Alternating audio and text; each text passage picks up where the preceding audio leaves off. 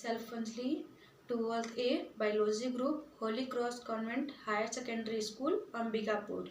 आज हम अधिशोषण एवं अवशोषण में अंतर पढ़ेंगे। अधिशोषण और अवशोषण में अंतर पढ़ने से पहले हम अधिशोषण और अवशोषण होता क्या है यह जान लेते हैं। पहले पढ़ते हैं अधिशोषण। अधिशोषण एडसोर्प्शन।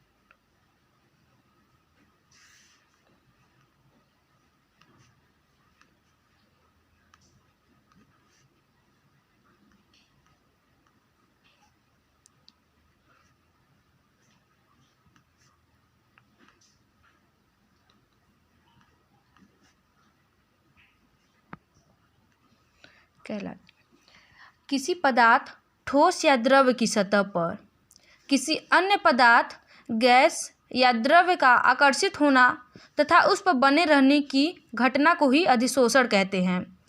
जैसे एक ठोस पदार्थ है, एक ठोस पदार्थ, यहाँ पे कण है, द्रव या फिर गैस के कुछ कण है यहाँ पे।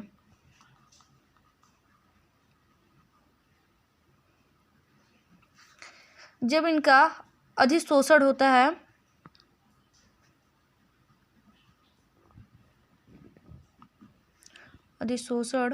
है तो यह इनकी पृष्ठ पर आके चिपकते हैं, यह इनके पृष्ठ पर आके चिपक जाते हैं।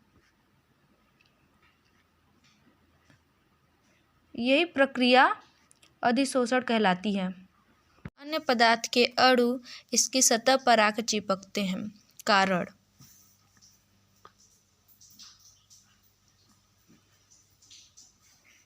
ये ठोस पदार्थ है, अन्य पदार्थ के अणु आके इसके सतह पर चिपकते हैं। गैस या फिर द्रव्य के अणु आके सतह पर चिपक जाते हैं, क्योंकि इस ठोस पदार्थ के अंदर स्थित कण संतुलित होते हैं या फिर संतृप्त होते हैं, किंतु जो बाहर में कण उपस्थित रहते हैं वह असंतृप्त होते हैं।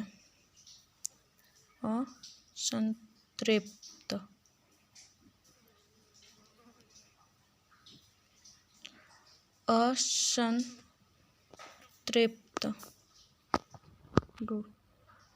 किसी अन्य पदार्थ के अणु गैस या फिर द्रव्य ये अपने आप को संतुलित करने के लिए किसी अन्य पदार्थ के अणु को अपनी ओर आकर्षित करता है, जिससे ये अणु आके इनकी सतह पर चिपक जाते हैं और यह संतुलित हो जाते हैं। यही क्रिया अधिशोषण है। अब एग्जाम्पल द्वारा समझते हैं।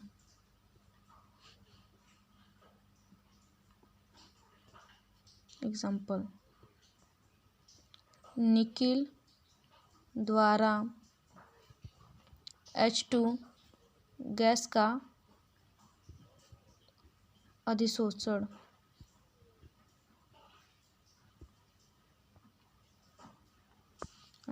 तो निकिल है जो H2 गैस का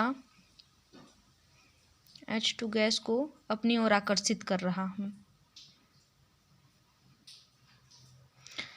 निकिल गैस, निकिल धातु H2 गैस को अपनी ओर आकर्षित कर रहा, तो ये निकिल अधिशोषक है और ये H2 गैस अवशोषित हो रहा, तो H गैस अवशोष्य है, अधिशोष्य।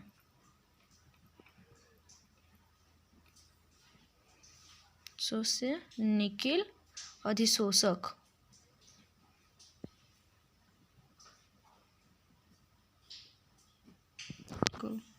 जो पदार्थ किसी अणु को अपनी ओर आकर्षित करता है या अवशोषित करता है वो अधिशोषक कहलाता है, और H2 गैस अधिशोष्य है। जो पदार्थ अवशोषित होता है उसे अधिशोष्य कहते हैं। प्रकार अन्य उदाहरण।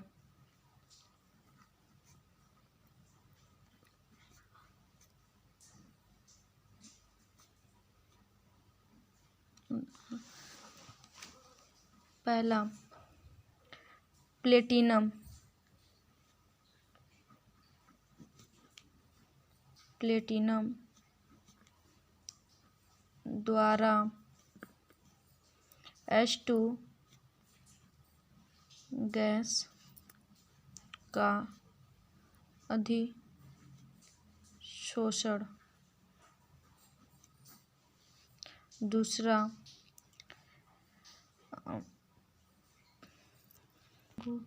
चारकोल द्वारा अमोनिया का अधिशोषण।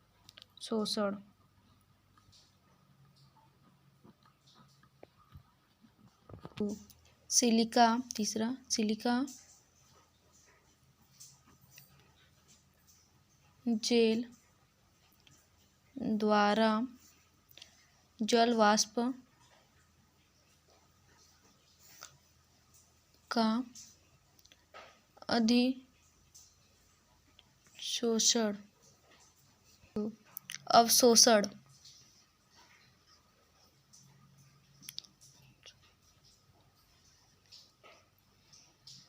एब्सॉर्प्शन,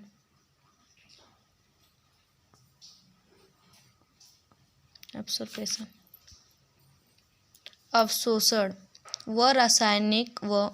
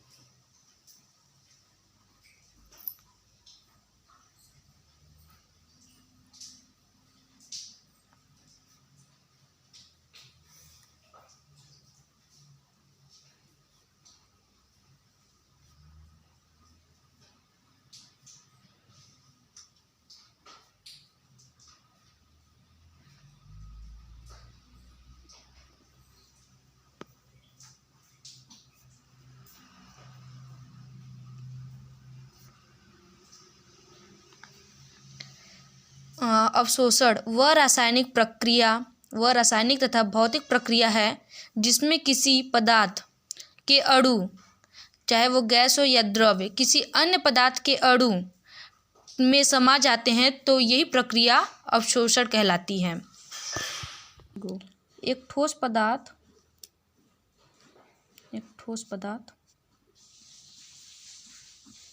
और इसके ऊपर में कुछ द्रव गैस के कुछ कण हैं, तो इनका अवशोषण होने के बाद जब इनका अवशोषण होता है तो यह कण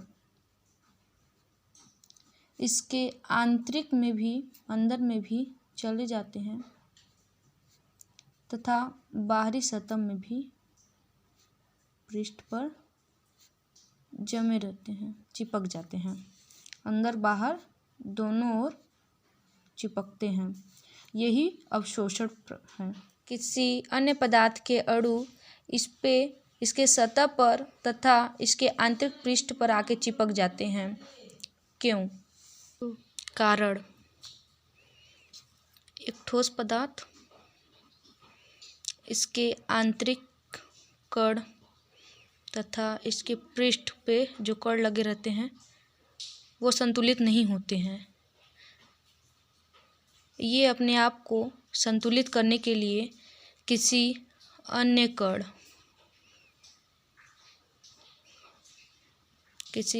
कण को अपनी ओर आकर्षित करके इसके पृष्ठ तथा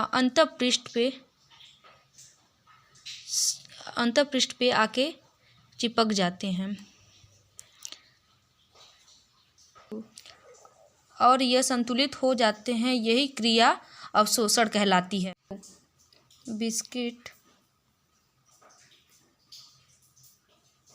बिस्किट द्वारा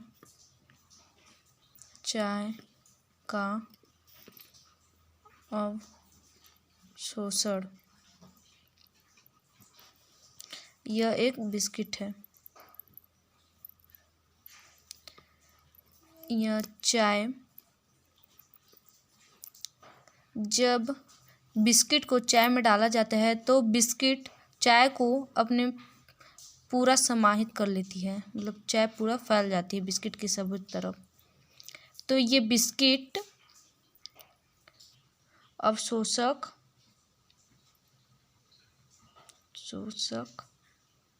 तथा चाय अवशोष्य है।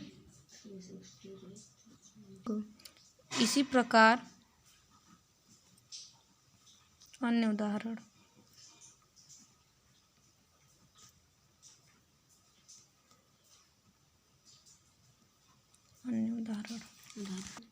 पहला, रुई द्वारा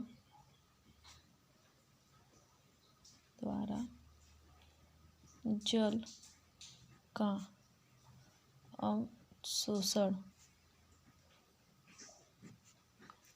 दूसरा, जल द्वारा अमोनिया।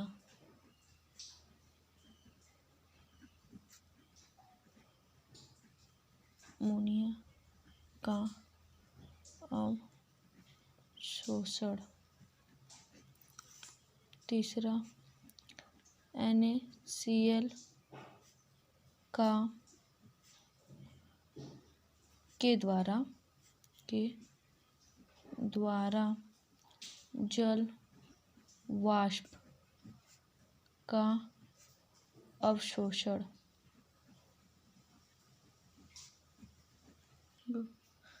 अधिशोषण और अवशोषण में अंतर। गुण अधिशोषण और अवशोषण। पहला, घटना, यह एक सतही घटना है और अवशोषण यह एक आंतरिक घटना है। अधिशोषण सतह पे होती है, पृष्ठ के, ये जो ठोस है उसके पृष्ठ के सतह पर होती है, जबकि अवशोषण यह सतह तथा आंतरिक दोनों में होती है। दूसरा, अधिशोष्य और अवशोष्य का वितरण। अधिशोषण में अधिशोष्य के कण पर समान रूप से वितरित होते हैं और जबकि अवशोषण में अवशोष्य के कण संपूर्ण पृष्ठ पे समान रूप से वितरित होते हैं। अधिशोषण में अधिशोष्य के कण केवल पृष्ठ पर ही, सतह पर ही अवशोषित रहते हैं, किंतु यह अवशोषण में पूरे पृष्ठ में, संपूर्ण पृष्ठ में वितरित होते हैं। तीसरा, प्रक्रिया, यह एक ऊष्माक्षेपी प्रक्रिया है और अवशोषण यह एक ऊष्माशोषी अभिक्रिया है। अधिशोषण में अवशोष्य एवं अवशोषक जब सतह पर मिलते हैं तो ये एक बंध का निर्माण करते हैं, तो इसमें ऊर्जा मुक्त हो जाती है, इसलिए अधिशोषण ऊष्माक्षेपी अभिक्रिया है। जबकि अवशोषण में शोषक और अवशोष्य दोनों मिलकर एक बंध का निर्माण करते हैं जो कि ऊष्मा अवशोषित करती हैं, ऊष्मा अवशोषित होती है, इसलिए इसे ऊष्माशोषी अभिक्रिया कहते हैं। चौथा, वेग। इसका वेग प्रारंभ में तीव्र तथा अंत में मंद हो जाता है। इसका वेग प्रारंभ से अंत तक समान होता है। साम्य अवस्था। अधिशोषण के साम्य अवस्था। इसकी साम्य अवस्था बहुत कम समय में प्राप्त हो जाती है, जबकि अवशोषण की साम्य अवस्था प्राप्त करने में अधिक समय लगता है। पृथक। अधिशोष्य व अधिशोषक को पृथक करना आसान होता है, इसे ही विशोषण कहते हैं। जबकि अवशोषण में अवशोष्य व अवशोषक को पृथक करने के लिए एक विशेष विधि होती है, जैसे कि वाष्पन क्रिस्टल के द्वारा इसे अलग किया जाता है। जैसे उदाहरण, सिलिका जेल द्वारा जल वाष्प का अधिशोषण होता है और अवशोषण का अमोनिया जल के द्वारा अमोनिया गैस का अवशोषण होता है।